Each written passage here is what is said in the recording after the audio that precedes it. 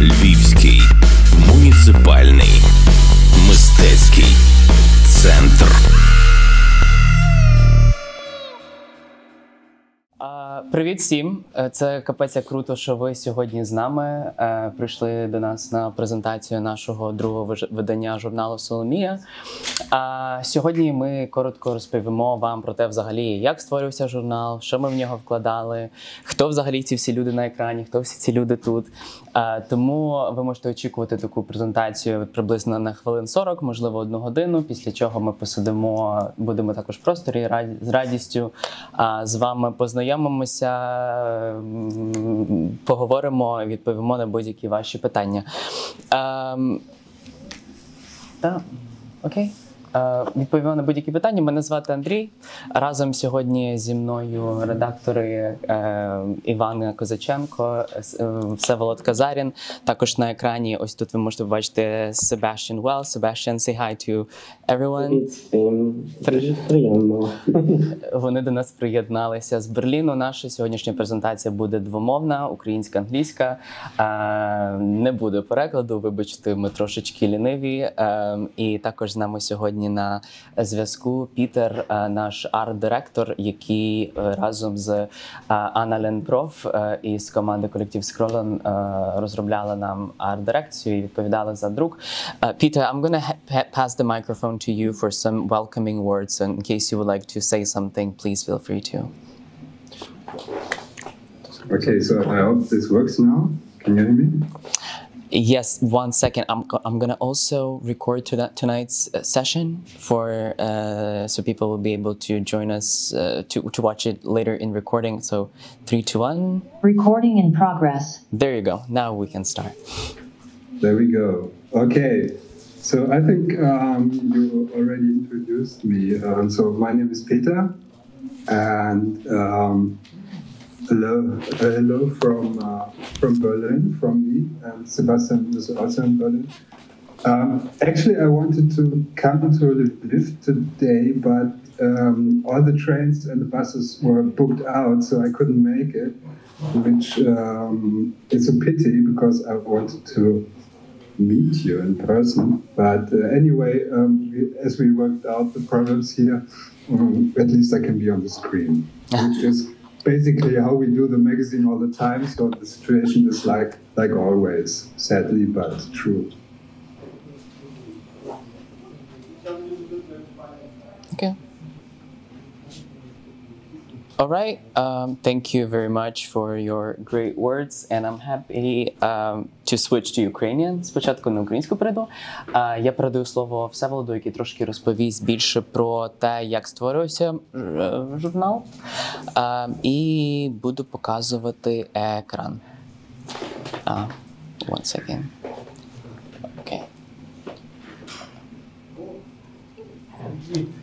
File. We can start.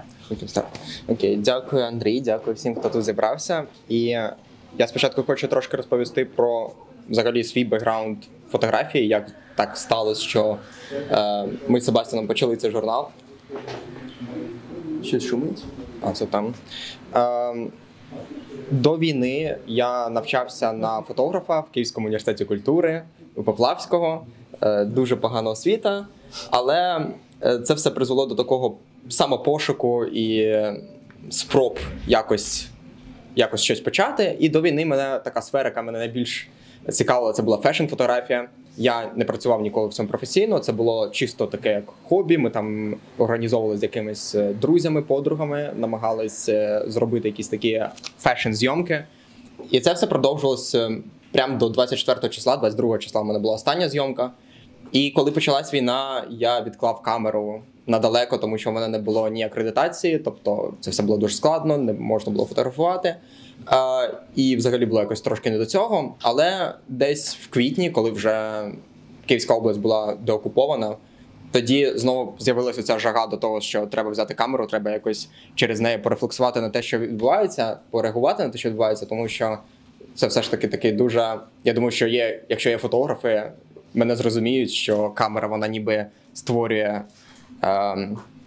такий елемент, не те, що присвоєння, елемент розуміння навколишнього середовища, елемент пояснення собі того, що відбувається, через фотоапарат. І це допомагає якось собі також психологічно це все витримати і пояснити, і пройти, і порефлексувати. І я почав в інтернеті шукати якихось інших фотографів, якихось взагалі людей, з якими можна якось колаборувати, щоб можна було зробити якийсь проект, коли це вже було більш-менш дозволено було робити. І в інтернеті я познайомився з Себастьяном Велсом. Це документальний фотограф з Берліна, і він якраз тоді приїхав в Україну, це був його другий день в Києві. І ми з ним домовилися, що давай зустрінемося, якось поговоримо про те, що взагалі ми робимо і як жити далі, як фотографи. І ми зустрілись на Майдані, це був кінець квітня, ми сіли на Майдані, ми говорили про те, що таке взагалі фотографія під час війни, яка роль фотографії під час війни, що ми можемо робити, чому він тут.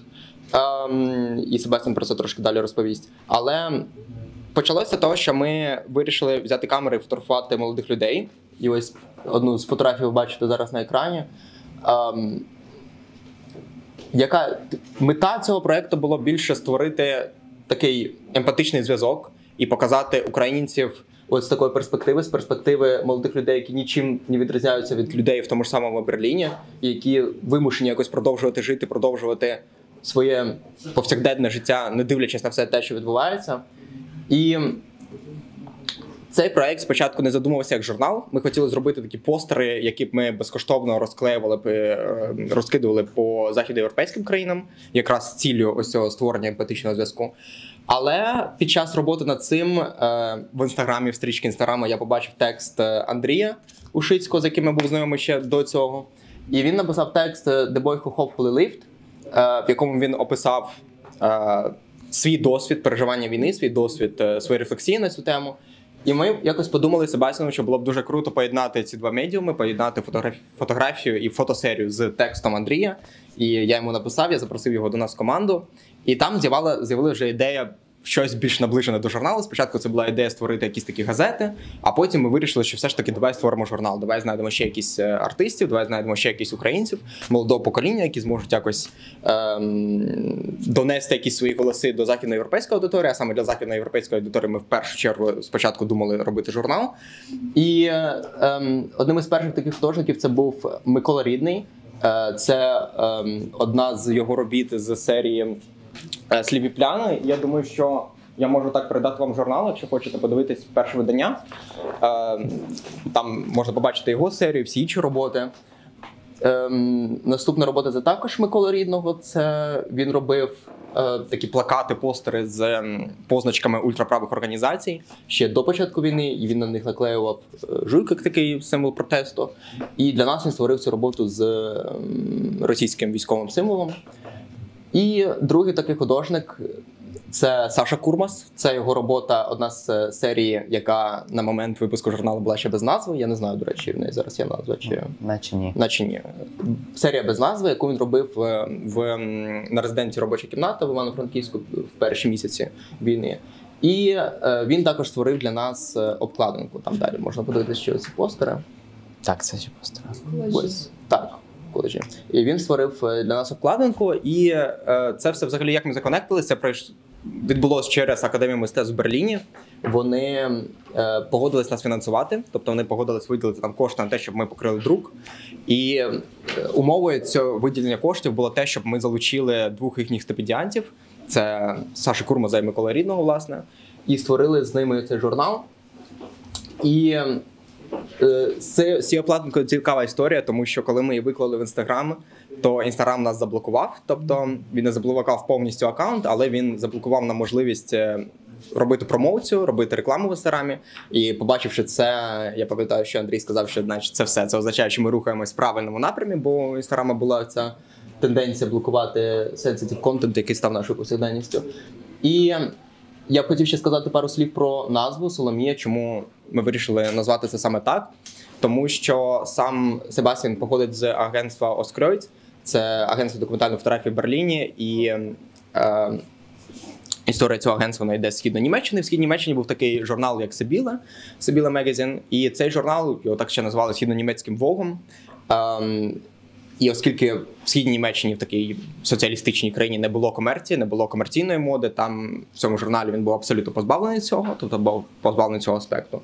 Але вони робили, у них був дуже цікавий підхід, вони робили фешн-зйомки, в які вони залучали включали якісь символи, які вели критику оцієї соціалістичної влади. Тобто цей журнал, хоча він був фешн-журнал, він був такий політично орієнтований. І ми якось тим надихнулись, ми вирішили теж обрати якесь ім'я, якесь жіноче ім'я для цього журналу, і наш погляд впав на ім'я Соломія, тому що Соломія – це походить від ім'я Соломона, Соломон – це з івриту йде від шалом, що означає мир, і якось так це все сталося. І цей журнал, ми його випустили десь в кінці червня. Так, в кінці червня. Дистриб'ютували його в Україні і в країнах Європейського Союзу. І нам було так доволі дивно те, що в Україні також був а ми реально отримали дуже гарний фідбек. І це все дійшло до того, що ми вирішили зробити друге видання. І зараз я попрошу Андрія вмикнути другу PDF-ку. Yes. Це почалось в жовтні 2022 року. І на відміну від першого видання, яке було дуже-дуже реакційним, перше видання ми його робили 2 місяці від початку роботи до вже публікації самого журналу. Це видання у нас вже було більше часу подумати, більше часу порефлексувати, тому на відміну від першого видання воно більш рефлексійне, аніж чисто реакційне. І почалася робота з серії Unstable Equilibrium. Андрій, можеш перегорнути на самий кінець? One second. Давайте я так пройдусь. Ага. Так супер-супер швидко. Так, ми потім Не дивіться, закрити очі. Close your eyes. Don't look. Unstable Equilibrium. Ось воно. І Unstable Equilibrium – це серія фотографій, полароїдів і інтерв'ю з людьми, які походять з окупованих територій, з територій, які зараз окуповані. І взагалі ця ідея – це теж така доволі персональна штука, тому що так вийшло, що я сам народився біля Луганську, але переїхав в Київ, коли мені було 2 роки, але все ж таки у мене дуже багато людей в середовищі, які саме походять з того регіону, і так само з півдня України, тому що частина моїх родичів на півдні України. І у мене багато друзів звідти. Один з моїх дуже гарних друзів – це Григорій, який також тут є. І він мені розповідав історію про те, як він тікав з Донецьку в 2014 році після дуже неприємної ситуації, яка була спровокована місцевою владою. І якось це все так зав'язало до того, що ми вирішили показати цю перспективу, показати перспективу людей, які переживають війну не тільки починаючи з 24 лютого, а з 2014 року, з анексії Криму. І багато хто з них втратили будинки другий раз, і нам було важливо якось дати цю перспективу, і щоб ми могли почути їх голоси.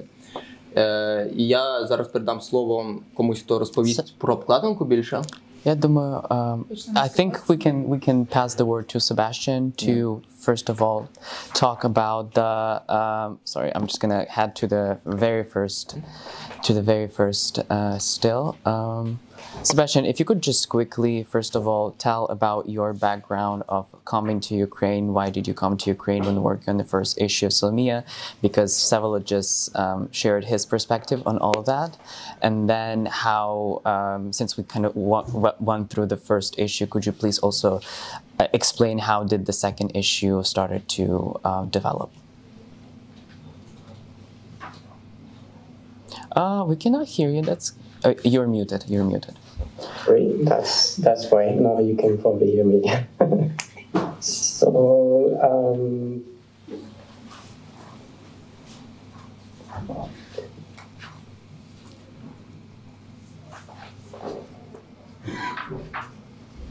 I was okay because something happened. I'm so sorry. Someone called me and then the screen was away. I'm sorry. Oh, okay. Okay, I'm back. Sorry for the confusion. So, thanks a lot for the long introduction. Just brief to my background. I'm a documentary photographer, and I used to work a lot in various situations, like making some projects about daily life in a weird place in southern Italy with a huge oil refinery around, or documenting refugee camps in quite a couple of places in the world.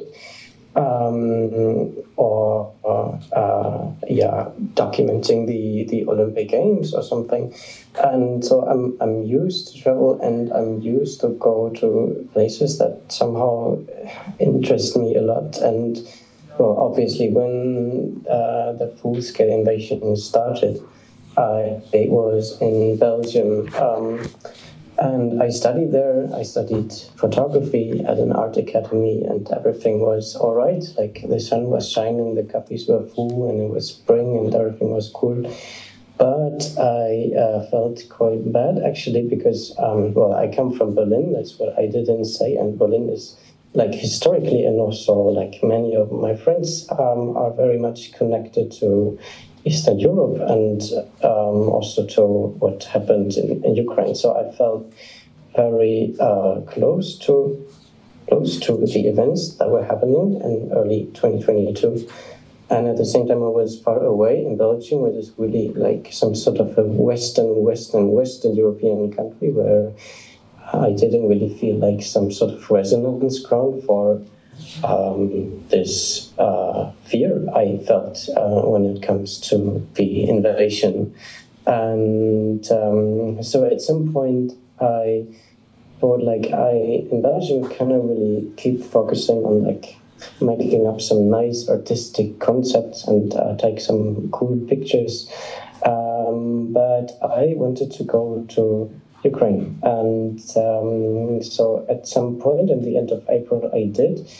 And when I arrived, I first felt actually very, very bad, because I felt like a war tourist, and I felt like I have nothing to do here. I have no role here. I'm a photographer, but I absolutely don't know how to deal with war, and how to express my thoughts, and how to say anything using my camera.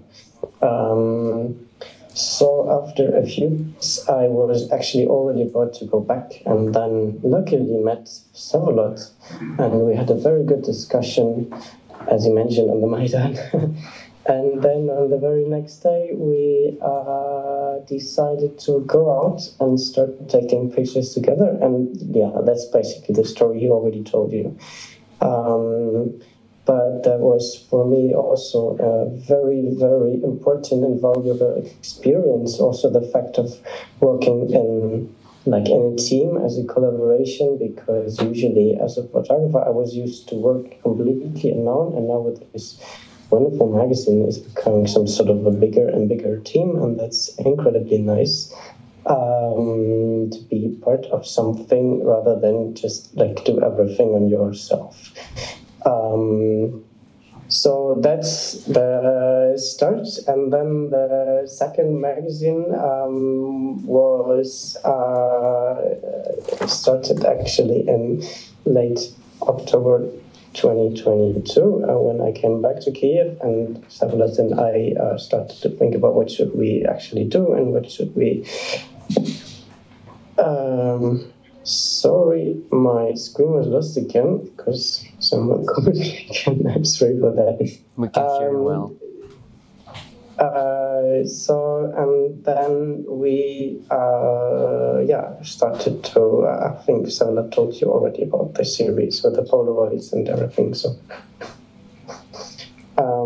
that's so. And I would just like to quickly pass the word maybe to Peter, who is sitting there and listening to us. And maybe, Peter, you can say something about how that is from your side. And I mean, I asked you after some point when we started to take those portraits that you've already seen there in Lviv. But yeah, I asked you and Annalene to make the layout of the magazine, which is like one of the key aspects of the magazine actually. So maybe you can say something about how that is for you and how that fall for you, and how are those dynamics and everything.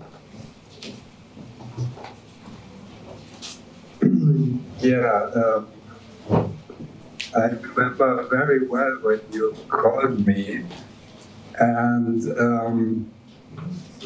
Sebastian and me, we already did several projects together, and every time Sebastian calls me, I know that something is coming up which is interesting and where there is no money.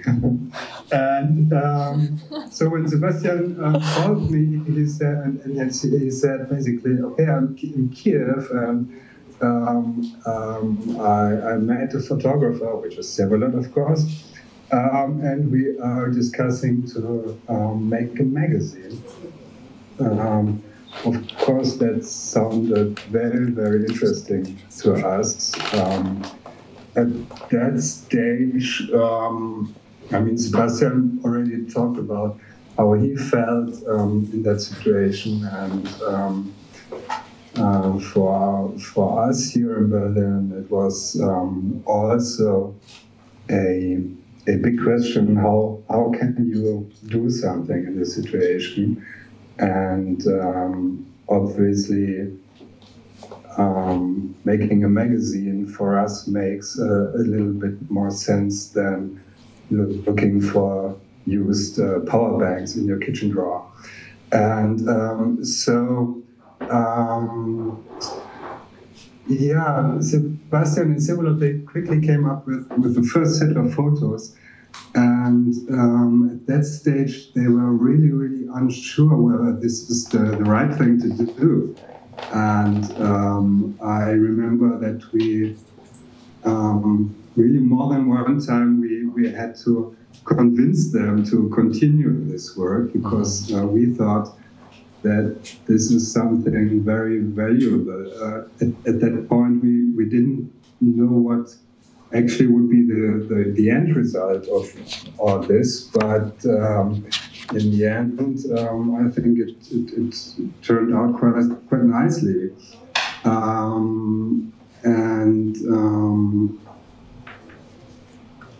What's really special in this cooperation is that, normally in our studio, we really insist that we have a very, very close relationship with our clients, and it's really important to meet and to know each other and to feel what's the right thing to do. And in this case, obviously, it just wasn't possible. So with the first issue, nobody ever walked into our studio during the whole process of the production, which is really something. If you do a magazine, this has a lot to do with discussing, with having stuff on the table, rearranging it, and trying to feel what's the right thing to do. And everything we could just do was talk on Zoom and try to use some collaboration platforms like Miro or so, but doing a magazine is really a very analog thing, at least to us. I mean, we are a little bit older than you, so besides the fact that we are using a lot of digital tools too, for us, making a magazine is really something which happens in a room. Yeah. On the floor with a lot of printouts, and this just wasn't possible as it wasn't during the second issue actually, and this makes it really, really special for us to try to reach a goal together without actually meeting. Yeah. So maybe that's what I can talk about that. Yeah, it's a lot of figuring out in the process, and I think we can actually start moving to introducing the second issue of Sołomiya. So I'm going to pass the word to Іванка. Іванко, зможеш сказати про кавер? Над обкладинкою ми працювали з Алевтіною Кахідзе і попросили її, власне, подумати про те, як би вона могла зобразити сучасний образ митця з України. І, власне, ми тут бачимо таку людину, у якої до війни руки були коротші, але, власне, оці обставини, які ви бачите навколо цього персонажа, який тепер вже і організовує волонтерські рухи, і має якийсь вплив на іноземну аудиторію, несе таку дуже важливу місію.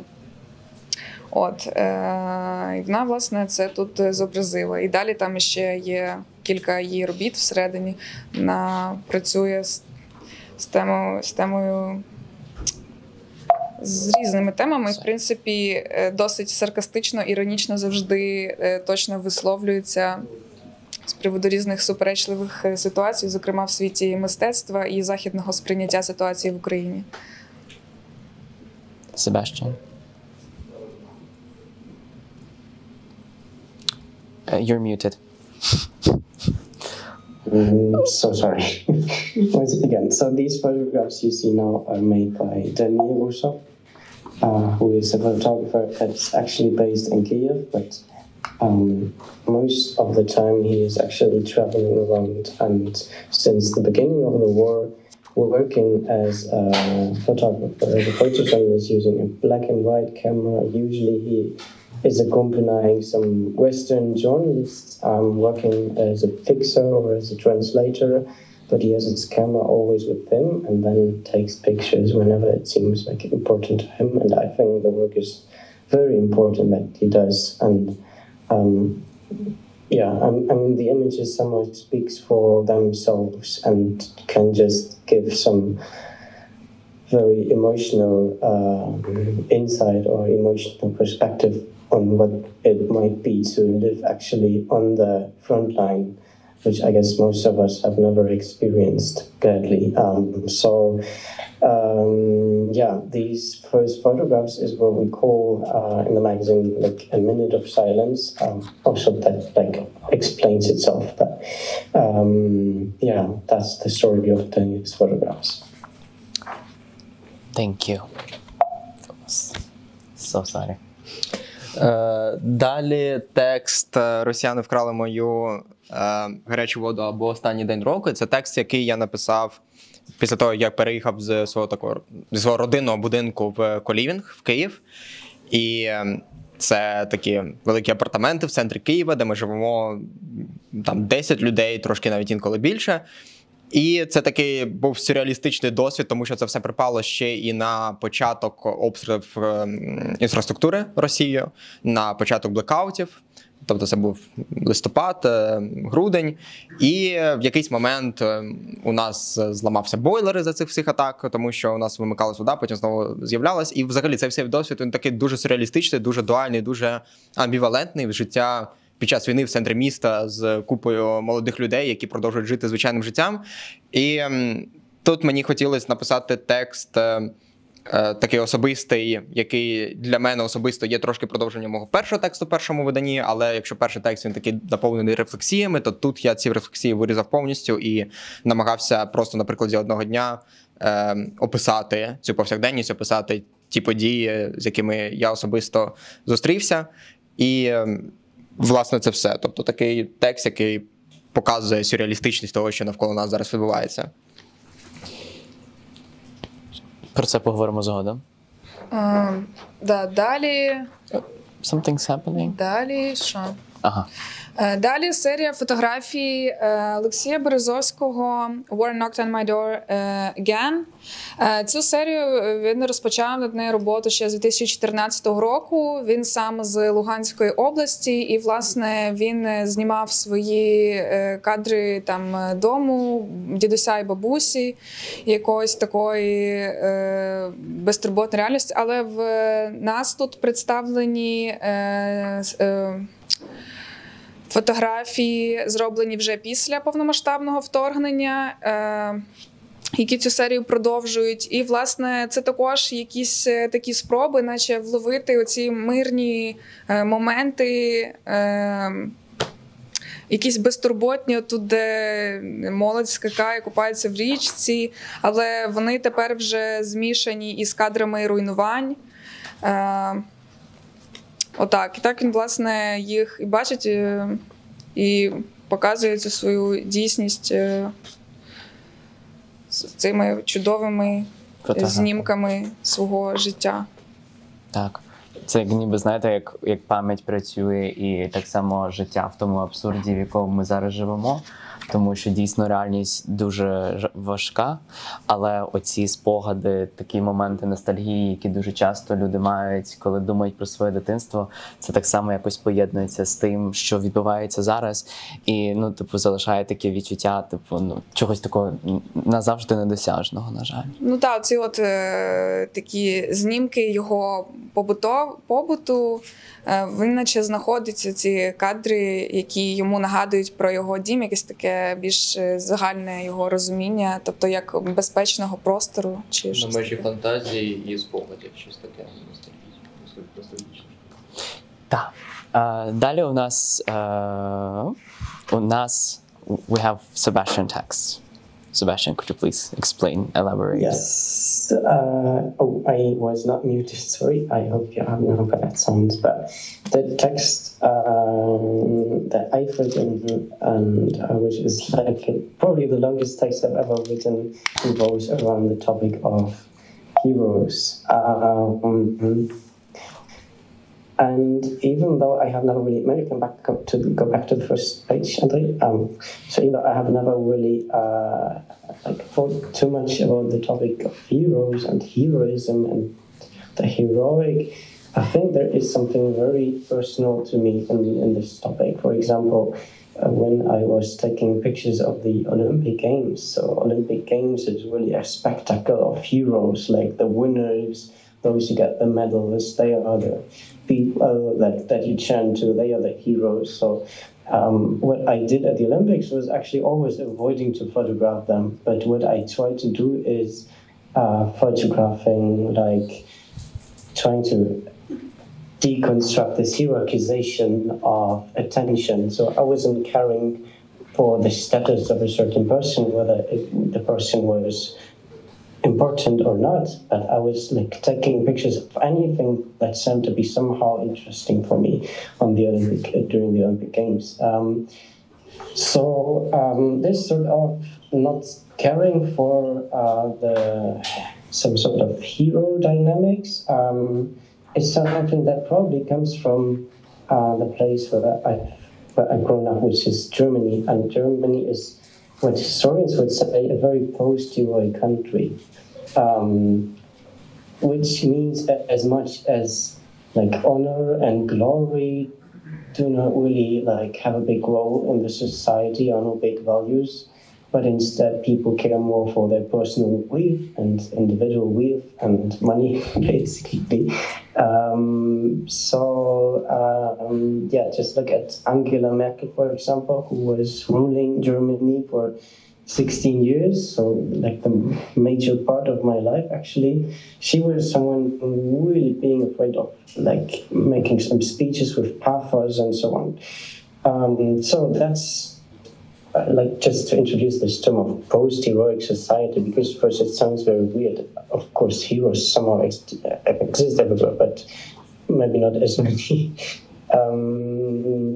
And then I started with a photograph, which is on the left, which I took in last winter in Berlin, quite close to where I live, actually. And this is a monument, Ernst Thälmann monument, that was constructed in 1987, and it's in the former eastern part of Berlin, so that would belong to the former GDR. And this monument is dedicated to Ernst Thälmann, who was kind of the hero in former Eastern Germany, because he was, as part of the KPD, he was killed by the Nazis. And in Western Germany, he wasn't really appreciated at all, because he was kind of against the democracy of the Weimar Republic. This monument was built 3 years before before the Berlin Wall fell and the Soviet Union collapsed. And with the collapse of the Soviet Union, also this monument, which was made out of Ukrainian granite, by the way, and German bronze, should have been dismantled again and again. That was like the wish of the politicians, but it in fact never happened. And even last year, there was a local politician that had the idea of melting the bronze and selling then the bronze of this monument, and then giving the money to Ukraine, which is actually not such a bad idea, but it never happened though. However, I found this photograph quite interesting also for a start of this text, because what's written on it is hate, so like the German expression of hero. And obviously it's not really, Ernst Hermann today is not really, or the monument today is not considered at all as a hero or anything. Like the youth, the young people are just using it as a park bench and sit on it and have a cigarette or skate or whatever. But it has not, like, it doesn't fulfill the actual function of a monument.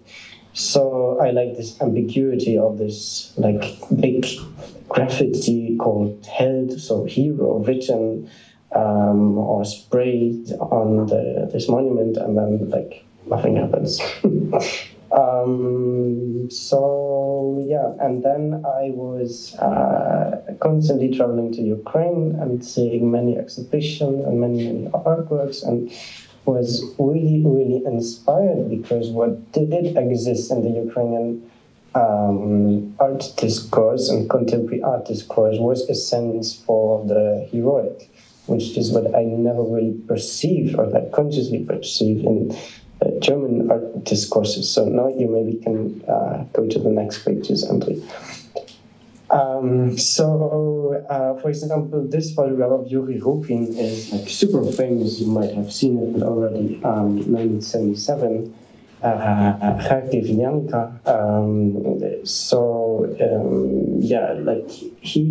Yuri Rupin kind of borrowed this perspective and the wide angle lens, making a picture from the very bottom to making like the women appear bigger than she actually is. So the building in the background seems to be quite small, and she seems to be super big. So this is actually a strategy to depict the leaders in painting.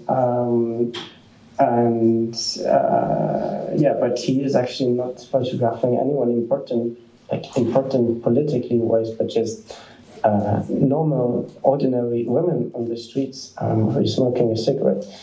And now you can go in, Andrei.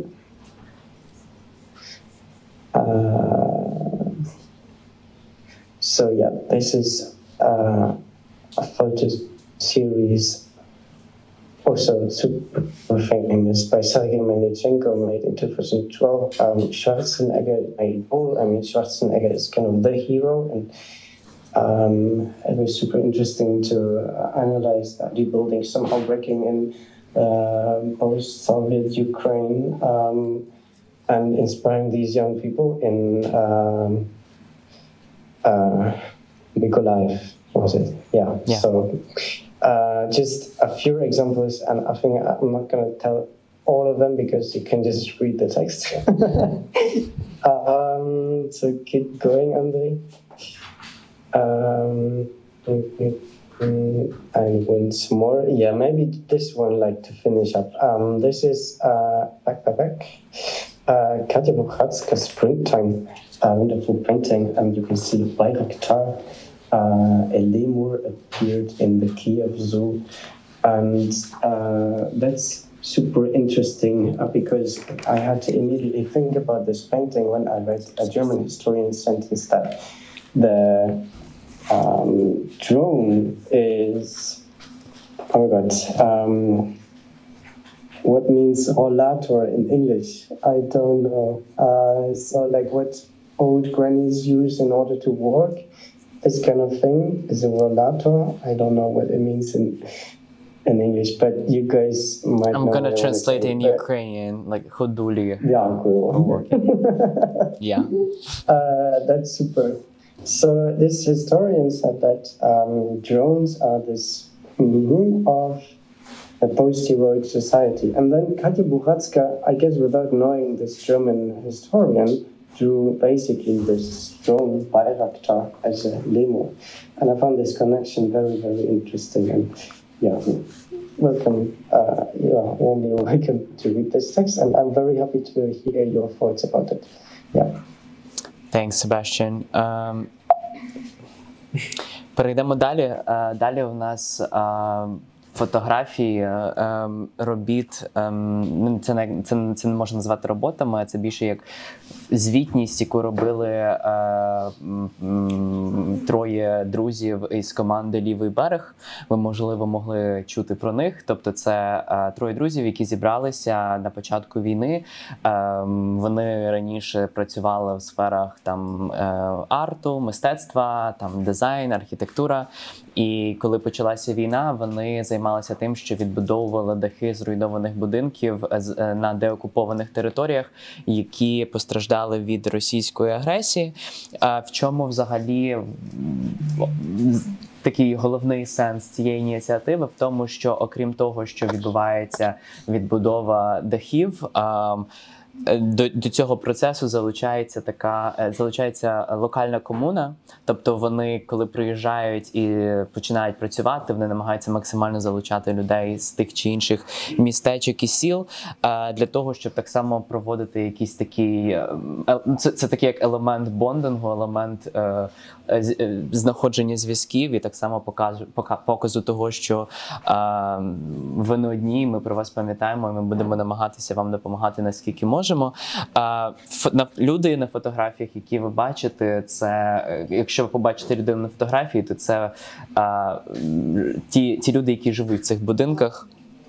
Це власники цього будинку, дякую, не міг згадати слово «власник». Якщо у вас буде можливість або бажання, ви можете так само фінансово підтримувати хлопців з лівого берега, якщо прийдете по QR-коду, який знайдете внизу сторінки.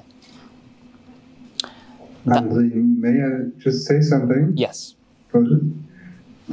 Because if you could just go back. So this was actually meant to be just an ad in the magazine, like the other pages you have seen, the pink pages.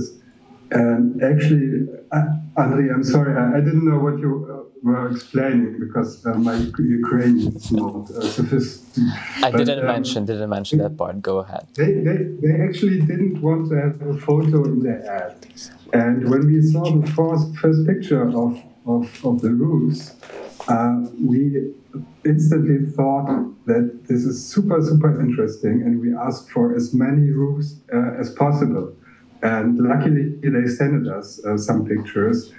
And this, for me, is a super interesting point because we are doing this magazine from two very different perspectives. So sometimes we have the same perspective on specific content or topics, but sometimes we really have a different view on things. And I would be super interested how you think about those rooms, but for us it was super, super stunning, and we wanted to have as many of them in the magazine as possible. So that's just what I want.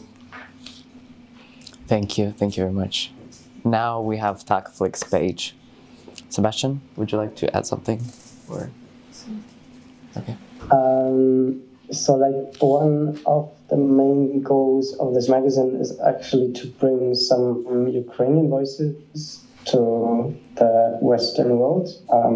That's why it's in English and everything. And TagFlix is actually a super nice platform. You all know TagFlix, of course, but many in the Western world don't know TagFlix at all. But they should, because of course you can watch many Ukrainian films, and all of them with English subtitles. So we thought it's a super nice joint collaboration to share some of the or feature some of the films available on TagFlix, and we are super happy that Alexander did so. Yeah. Далі я можу розповісти, це текст Юлії Манукян. І Юлія Манукян – це українська кураторка, журналістка і арт-критикиня. І це взагалі трошки про те, як спонтанно інколи відбувається побудова того ж вмісту журналу, тому що це відбулося завдяки якраз Львівському муніципальному мистецькому центру. де я випадково потрапив на лекцію Юлії, де вона розповідала про хер-арт і, власне, про резиденцію в окупації. І якраз робота нашого журналу співпала приблизно, початок роботи над другим виданням приблизно співпав з деокупацією Херсона. І ці роботи були побачені світом, тому що до цього це була резиденція, яка відбувалась в Херсоні конфіденційно по об'єктивним причинам. І Юлія розповідає тут в цьому тексті взагалі про саму історію хер-арту, що це таке, звідки це пішло, який контекст херсонського сучасного мистецтва або херсонського унікального мистецтва, як вони себе називають. І вона також розповідає про резиденцію окупації, яку вона організувала в квітні 2022 року з 6 локальними художниками-художницями. І це така цікава перспектива подивитись роботи людей, які робили свої рефлексії з дуже великим вмістом сарказму, іронії і до того, що відбувається, до всього того, що навколо них. І це така цікава перспектива подивитися взагалі на результат роботи резиденції, яка відбувалась в окупованому місті і яку ми побачили тільки після деокупації.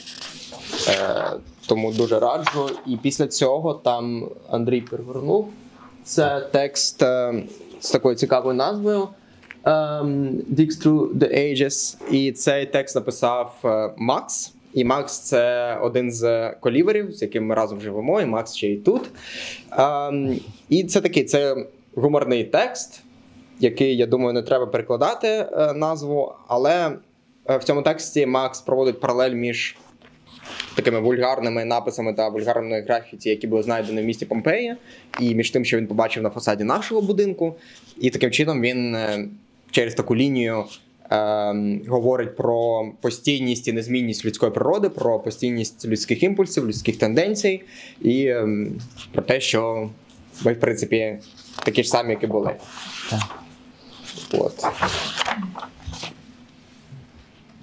Далі серія робіт Дмитра Толкачова, яку ми зробили спеціально в такому діалозі стосовно ролі воєнної фотографії, в принципі, зараз. І, власне, в моєму тексті Neither Pure Illusion Nor All the Truth я розбираю поняття свідка, свідчення, фотографії як свідчення. І через погляд, точніше, метафору Діді Губермана, який каже про те, що фотографія, власне, здатна нам допомогти осягнути ту реальність, в якій ми зараз знаходимося, і про здатність фотографії говорити самий за себе, без додаткової там модерації текстової чи будь-якої ще. Після цього у нас іде серія фотографій української фотографки, яку звати Еміна Зябдінова. Вона кримчанка, вона сама народилася в Узбекистані в сім'ї кримських татар, але коли їй було 2 роки, вони переїхали назад до півночі Кримського півострова. І вона в своїх роботах дуже часто досліджує свою ідентичність як представниця кримської татарської нації, і її роботи, які ви побачите тут, вони взагалі показують, вони були зроблені до анексії Криму, після анексії Криму, деякі з них вже більш недавні. Наприклад, ось ця фотографія, вона все-таки була зроблена ще у 2014 році, до анексії Криму. І ці роботи, вони супроводжені інтерв'ю, які я записав разом з українською активісткою, яку звати Лія Мотрічко. Якщо ви слідкуєте за всякими активістськими інстаграм-сторінками, ви, можливо, чули про інстаграм-сторінку, яка називається Crimea Comeback. Це інстаграм-сторінка, яку Лія започаткувала на початку повномасштабного вторгнення Росії в Україну 24 лютого. І на ній вона взагалі висвітлює кримську перспективу під час життя в окупації, під час того, як їм взагалі жилося з 2014-го і що відбувається зараз. І оскільки Лія, вона має безпосередній контакт з її родичами і друзями, які зараз перебувають в Криму, вона взагалі розповідала про те, який вплив має її сторінка на Крим, про те, що відбувається в Криму, і пояснює взагалі цей контекст. Як взагалі прийшла думка взяти інтерв'ю у Лії і взагалі донести кримсько-татарську перспективу? Тут взагалі можна дивитися на це з 3 різних ракурсів. Перший ракурс – це Твіттер, тому що в Твіттері в якийсь момент почалася дуже сильна дискусія стосовно того, як ми повинні говорити про певні речі, як мова насправді має дуже велике значення для українського спротиву. І один з цих прикладів є використання терміну «Кремли» замість терміну «кримський татарин», тому що таким чином, використовуючи кримський татарський термін, ми можемо як підкреслити цю приналежність кримсько-татарської культури до Криму як такого, до Криму як півострова. Але навіть серед кримсько-татарської комуни, нації є цей дискус, він такий дуже контроверсивний, тобто немає якогось чіткого узгодження. І насправді ми хотіли це підкреслити тут, тому що є одна перспектива про те, що нам потрібно про це говорити і створювати такий контрнаратив, який би максимально ішов проти тих наративів, які Росія насаджує в своїй пропаганді. А другий аргумент, що ми зможемо досягнути того, чого ми хочемо, без якогось контрнаративу, якщо ми почнемо інтегрувати історію кримських татар в історію України і вчити її самого власне зі школи. Тому таке поле для дискусії, мені здається, говорити про це важливо. І третя перспектива, на яку я використав, яка підштовхнула мене для того, щоб написати цей текст, була той наратив, який Росія дуже активно пушила на початку війни, про те, що країни Заходу відкрили двері українцям через те, що українці – це хтось білий, це біла раса, в них блакитні очі, вони сповідують такі самі релігійні цінності і тому подібне.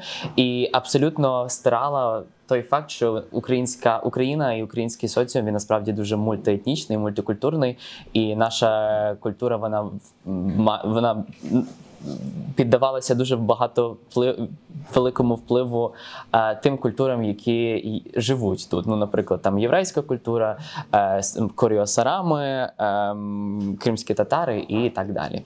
Тому ми хотіли показати ще Україну із такої перспективи, бо вважаємо, що це дуже важливо. Так, зараз в мене тут трошечки, це продовження цих фотографій.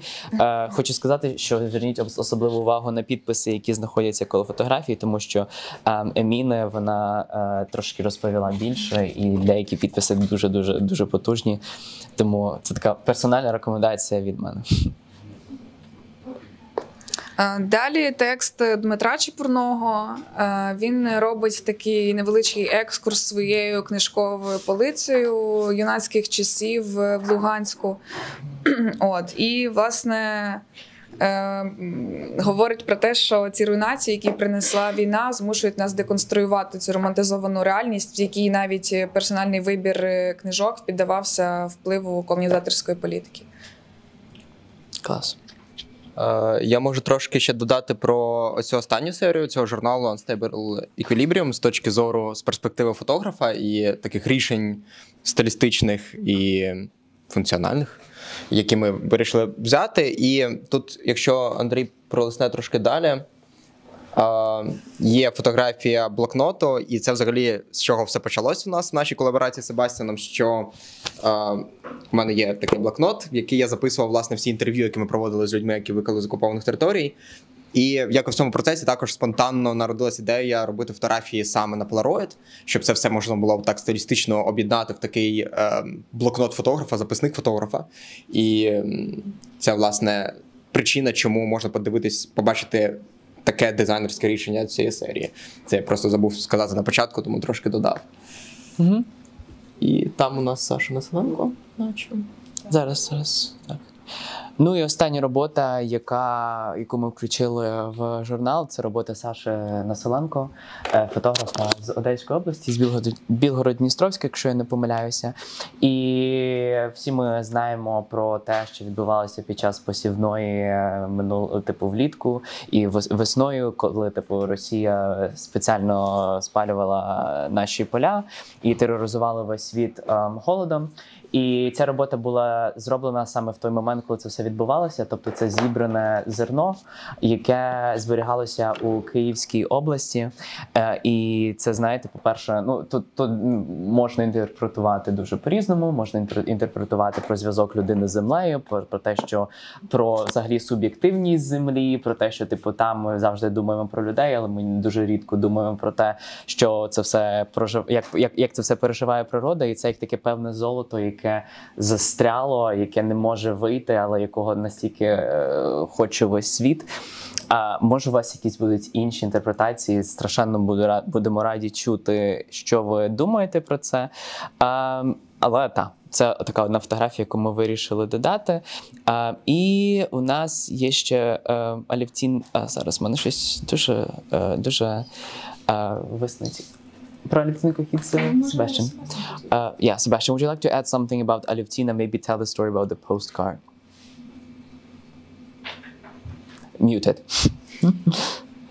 Muted, the postcard, sorry. So the postcard is something that we saw when Ivanka and me met Alevtina for the first time in Kiev, in order to ask her whether she would be willing to make a cover for the magazine. And she said yes, and she showed us, however, a postcard that she was actually supposed to put in the next little box in like a few moments. And we found the poster quite interesting and quite symbolic because it was addressed to Caspar Koenig, who is a famous German museum director and curator and art historian, and he was also the curator of the Manifesto 2014 in St. Petersburg. And that's where they met, because Alevtina was also exposing her works there, which she now thinks quite critically about, obviously. And, the funny fact was that Caspar Koenig has no internet, has no smartphone, no nothing, so he's a very analog old man, and wasn't informed about the events that happened in Ukraine at that moment. And of course, the Russians didn't tell him. So, he was a bit he was doing the curation of the manifesto without knowing anything about what happened in Ukraine. And Alevtina Kachidze and Caspar Koenig met again last year at another exhibition, and then Caspar Koenig meanwhile informed that there was a war by Russia against Ukraine. He was asking Alevtina, when will the war be ended, or when will it finish?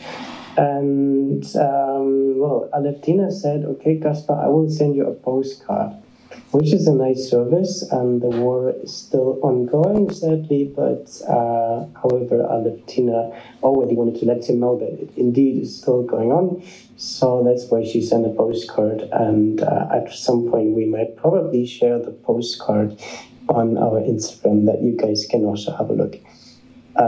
Maybe just briefly the back page of the back cover of the magazine, because you might wonder what this is. One more page. That is one more click. Yeah, that is a tardigrade. I always forget how it's called in Ukrainian, but tardigrade is an insect, and this insect was the only kind of being that survived the Chernobyl atomic accident. So there is a lot to learn from this insect about resistance.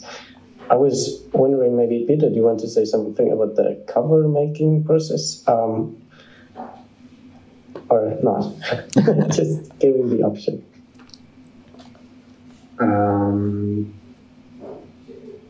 Yeah, maybe one story. One day, making this cover with Aleftina was some kind of a ping pong thing that she sent some drawings to us, and we put it in the layout, and we talked to Aleftina again and said, hey, can we change a little bit over here, and so on. And so there was one day when we were waiting for a little change in her drawing, and it didn't come for a full day. And we were really wondering what's going on, what's the problem? Because I mean, we were kind of working full throttle on the magazine, and on the next day, Aleftina told us that she didn't have electricity the whole day, and that she simply couldn't scan her drawing, which again then reminded us that you are living in such a different situation than us, and we really have to remember that all the time how difficult it is to keep on going when you have that war going on. So that's maybe what we can share for that cover. And I wonder why Aleftina added that Berlin bear you can see down there. It says Berlin souvenir. I never asked her. Maybe we can find that out. Thank you very much. На цьому ми дійшли до кінця нашої презентації. Якщо у вас будуть якісь питання, саме час їх нам поставити, або нам, або Себастьяну, чи Пітеру, можете англійською, можете українською, як вам зручніше. Да. Я хотіла би поцікавитися, чи рахунок продається журнал? Sebastian, could you please update us on the sponsors of the magazines and tell a bit more about them? Yeah, that's a good question, because sponsors are very important, because like printing this magazine, we made 1,500 copies, costs a lot, and selling a magazine is not paying the bills in order to produce this magazine simply. So we had to have some sponsors, and gladly we found an art institution, the Academy of Art, for the first issue to help us out with printing costs. And we found another foundation, the Klaus Stemner Foundation, a small foundation, Berlin-based, dedicated to photography, who helped us out in order to print the second issue, and we are actually very glad about that. But it is always a big struggle to find financial help in order to make those kind of indie magazines. Yeah.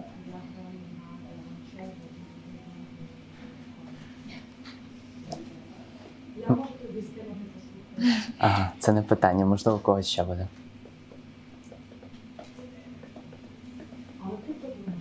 Який фідбек від західної аудиторії? Фідбек від західної аудиторії. Ну, є історія, насправді.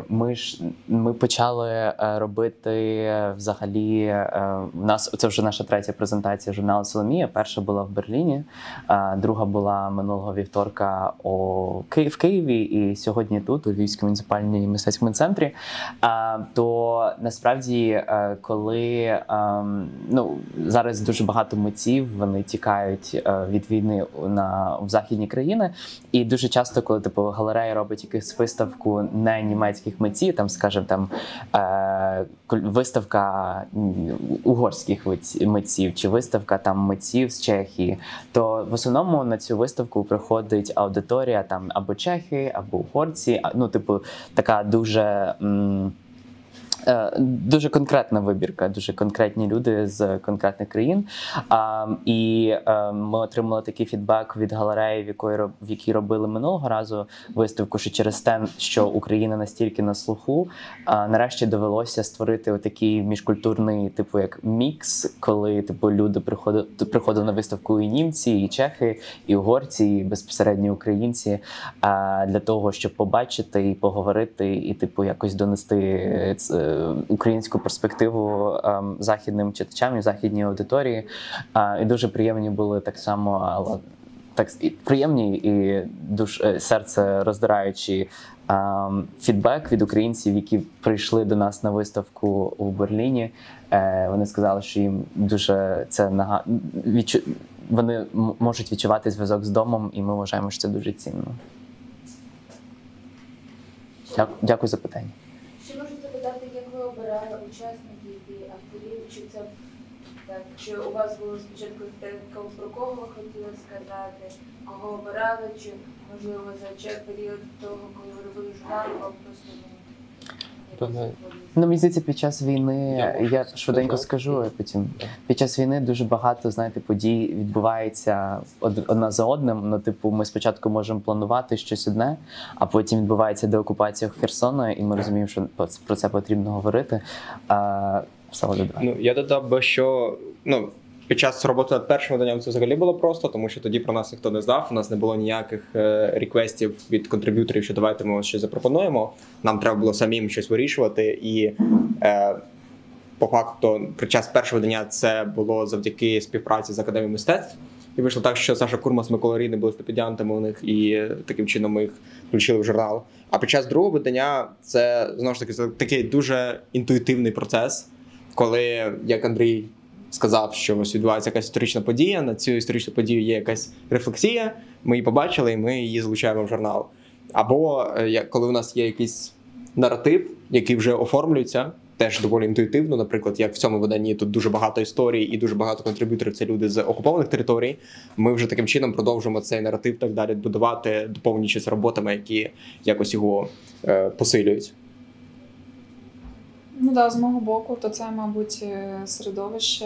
Я багато спілкувалася з українськими фотографами, які часто приходили до якихось сумнівів стосовно того, як вони можуть продовжувати свою діяльність, яке вона має значення. І тому, власне, так і народився цей текст, який я написала в журналі. І так, додавали ми роботи. Важлива серія була Олександра Населенка і Олексія Березовського, також про зв'язок з домом. Ми хотіли розказати. В принципі, воно так на ходу народжувалося, я думаю. Збір фотографій вже здійснюється колаборації з редактором чи автором, чи це суто на вибір митця, комп'ютера фотографії, які не хочуть, щоб експонувалися? В цьому випадку, власне, і велась робота більше з Пітером і Енлін. Це наші дизайнери, і вони, власне, ще й вкладали оцю візуальну лінію в журналі, яку ви можете бачити. І намагалися з цього всього ще й будувати таку приємну картинку з естетичної точки зору. Але і так само це було і в співпраці з редакторами, тому що ми так само розуміємо, що всі ці візуальні матеріали, які вони включені в журнал, вони грають роль в плані репрезентації України. І тобто там, наприклад, була фотографія Еміни Зіадінової, де вона просто сфотографувала там людей в Криму, але ці люди були, наприклад, росіяни. І це щось, що ми не хочемо надавати цю платформу для такої репрезентації, і тому постійно це був такий дуже взаємний дискурс. Це була велика взаємодія саме між редакторами і арт-директором. Давайте. У мене питання, чому формат фізичного журналу, а не діджитал-медіа? Це дань моді, чи це свідоме рішення? Тобто формат цифровий, він, мабуть, зараз навіть зручніший для людей, консюмити цей контент. А фізично, це тираж, це і так далі, лімітованість. Чи не вважаєте ви, що це обмежує коло людей, які можуть дотягнутися до вашого проєкту? Чи навпаки це щось дає? У мене, до речі, дуже класне питання, не думала. Перша думка, яка прийшла до мене, це А скільки насправді, як багато насправді фізичних журналів є наразі, які говорять про Україну, і як багато типу медіа, які говорять про Україну в діджиталі, і наскільки типу важко зараз донести будь-яку інформацію в діджиталі, коли інформації дуже багато. Тому, типу, мені здається, це такий вибір, який ми просто зробили і вирішили ним рухатися далі. Стосовно можна ще про це запитати. Да, я передам йому питання. Стосовно чому це саме фізичний журнал, ну, до речі, тут можна навіть додати про те, як журнал скріплений, тому що ну, типу, журнал, як бачите, скріплений резинкою, і типу, ми хотіли додати саме як таке, щоб це було як уособлення певної такої спонтанності. І так само, якщо ти відкриваєш цей журнал, коли він отак скріплений, ти не можеш його ось, ну типу, сорі, я покажу, типу, отак повністю тобі незручно пройтись, тобі треба його поставити, тобі треба відкрити його, тобі треба переглянути і так само вчитатись. Тому це може бути такий елемент того, що цьому, типу, потрібно дати увагу цьому об'єкту. Трошки внести штучний дискомфорт. Так. Але, Sebastian, there's a very great question that we received from the audience on why did we actually decide to have a physical copy, like the physical magazine, instead of using a virtual medium. So maybe there is something that you can add on.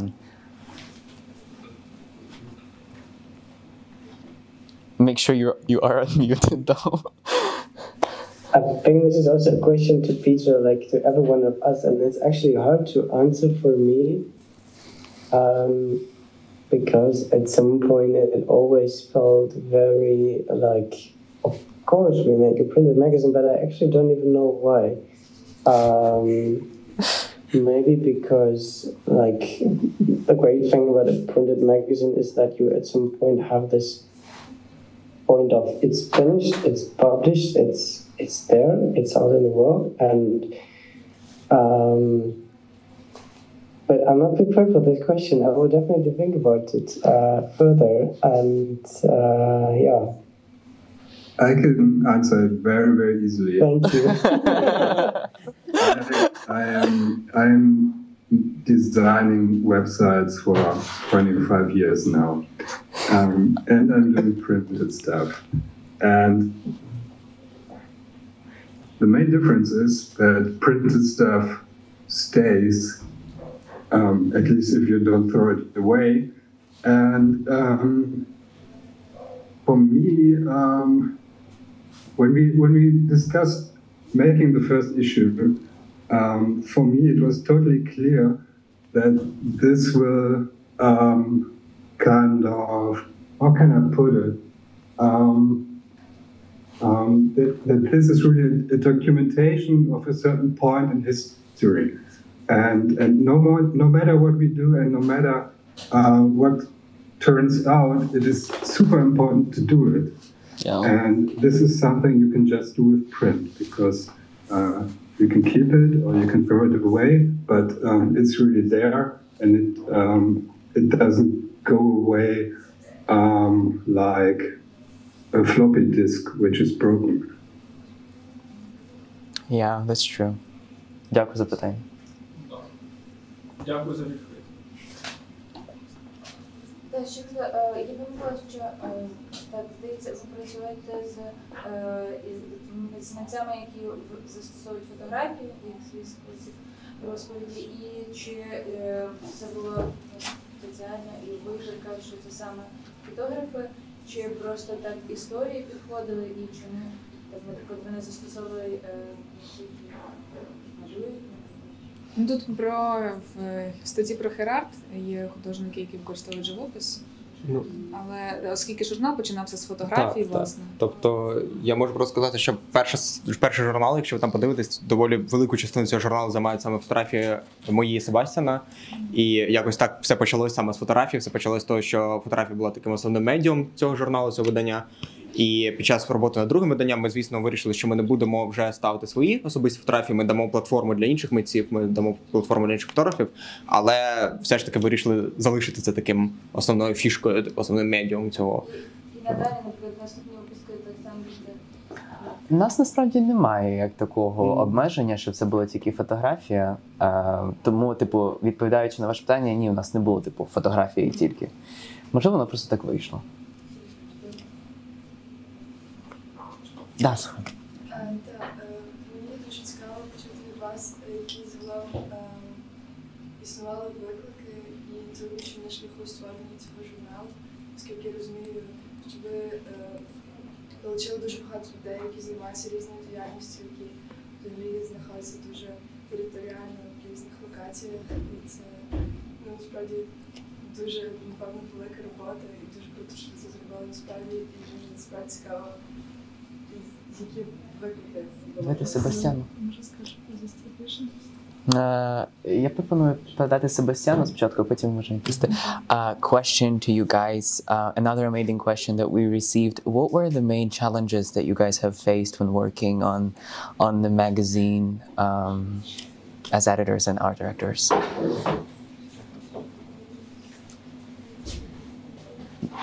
Maybe you have something on your mind that instantly came. That's a very big question.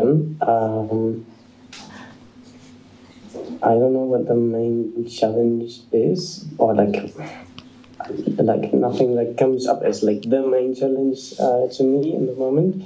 But what I think is just very peculiar, indeed, is sort of kind of a national collaboration that we established, and it is not easy. I mean, Peter already briefly talked about this sort of working remotely. I mean, I was traveling a lot between Berlin and Kiev, obviously, and I was kind of the mediator between both worlds in a way. And that indeed is probably the main challenge. But it is also a great privilege for me, actually, and I'm very grateful that I was able to do this work and that I got to know those three guys that sit in front of you now. And some more in the room, I can see you. Hello, Max. But so yeah, that's it pretty much, I guess, this sort of international collaboration, which is both a challenge but also like a great value, I guess. Yeah. I'm gonna add about Flixbus, like the distribution. Perhaps that's something that people would like to know. That's the funny challenge. Yeah. Ну, в нас виклики, по-перше, виклики це типу практичні, там, наприклад, блекаути, відсутність інтернету і тому подібне, чи обстріли, від яких потрібно ховатися. Але інший виклик, який у нас був, це доставка журналів в Україну, оскільки вони друкуються в Берліні, і типу передавати її там через німецьку службу доставки. Ну, німецька служба доставки, ми розуміємо, як вона може працювати, не обов'язково. Тому ми дуже часто там передавали там журнали Фліксбусом, і ми типу намагалися зрозуміти, як це передати, щоб типу можливо блін, я зараз настільки експоз, як це передати таким чином, щоб типу це було максимально швидко і щоб ми могли отримати журнали дуже вчасно, тому що ну типу навіть коли перед тим як ми готувалися до нашої презентації в Києві, типу ми не знали до кінця, коли ми вже отримали ці журнали, і нам прийшлося просто в останній момент так все постійно робити. Тому Flixbus – це величезний лайфсейвер, але це тому, що в Берліні нова пошта відкриється тільки в квітні, тому ми чекаємо, коли нова пошта відкриється, і тоді зможемо передавати журнали швидше. Я додам трошки, що особисто мені здається, що найбільш такий челендж, найбільш виклик був те, що всі ми взагалі ніколи раніше таким не займались.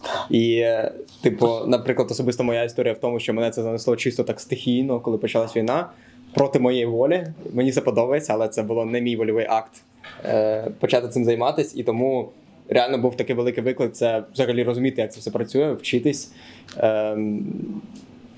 комунікувати в тому числі і взагалі відкривати для себе цей дуже-дуже новий світ, який для нас до цього був просто недоступний. Так. Ну, я думаю, ми не будемо більше вас затримувати. Дякуємо вам за вашу увагу, за ваші класні, круті питання, за вашу присутність. Ми ще будемо тут, тому радо з вами ще поспілкуємось.